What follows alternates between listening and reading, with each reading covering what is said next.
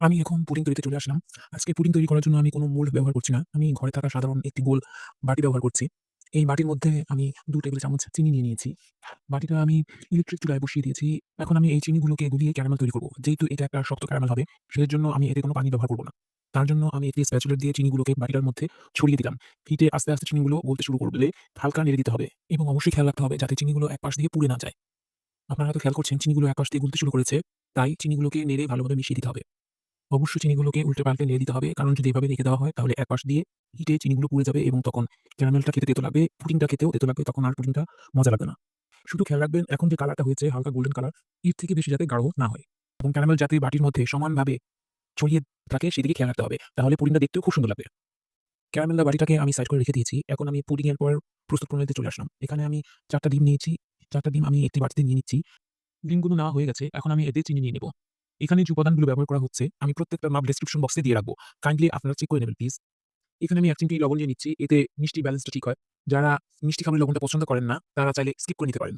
এখন আমি একটি হুইপস দিয়ে এই মিশ্রণটাকে ভালোভাবে মিশিয়ে নিচ্ছি। পুডিংয়ের মধ্যে যারা ডিমের গন্ধটা পছন্দ করেন না, তারা চাইলে এখানে ১/২ চা চামচ ভ্যানিলা এসেন্স দিতে পারেন।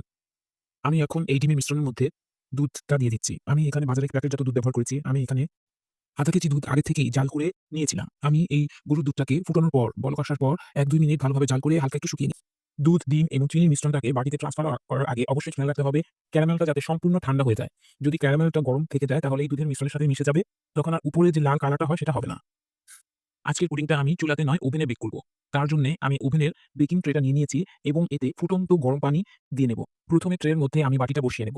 এরপরে একদম ফুটন্ত গরম পানি দিয়ে দেব। পানিটা যাতে ট্রের অর্ধেক হয়, এর বেশি যাতে না হয়, সেদিকে খেয়াল রাখতে হবে এবং অবশ্যই আস্তে, আস্তে পানিটা ঢালতে হবে। আমি এর মধ্যে ওভেন প্রিহিট করতে দিয়েছি ১০ মিনিটের জন্য ১৬০ ডিগ্রিতে।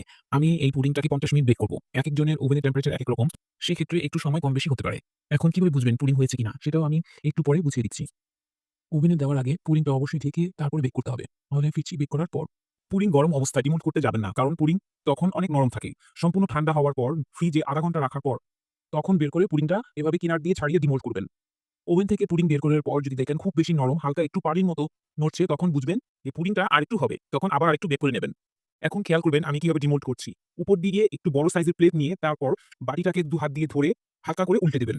সাথে, সাথে সম্পূর্ণ বাটিটাই উল্টে দেবেন। কাত করে রাখবেন না। তাহলে পুডিংটা কিনার দিয়ে ভেঙে যাবে এবং সম্পূর্ণ পুডিংটা নষ্ট হয়ে যাবে। আপনারা খেয়াল করলেন যে আমি কিভাবে পুডিংটাকে উল্টে দিয়েছি এবং দেখুন মাশাআল্লাহ পুডিংটা কত সুন্দর সেট হয়েছে। দেখতেও খুব সুন্দর লাগছে। আমি ভিতরের স্লাইসটা কেটে আপনাদের দেখাচ্ছি। কোন ছিদ্র, ছিদ্র ভাব নেই, একদম সলিড একটা পিস। আমি যে সকল টিপস আপনাদের সাথে শেয়ার করেছি, সকল টিপস ফলো করে আপনারাও তৈরি করতে পারবেন এরকম একটা ক্রিমি এবং টেস্টি পুডিং। তাহলে আজকে এই পর্যন্তই। দেখা হবে নেক্সট ভিডিওতে। আল্লাহ হাফেজ।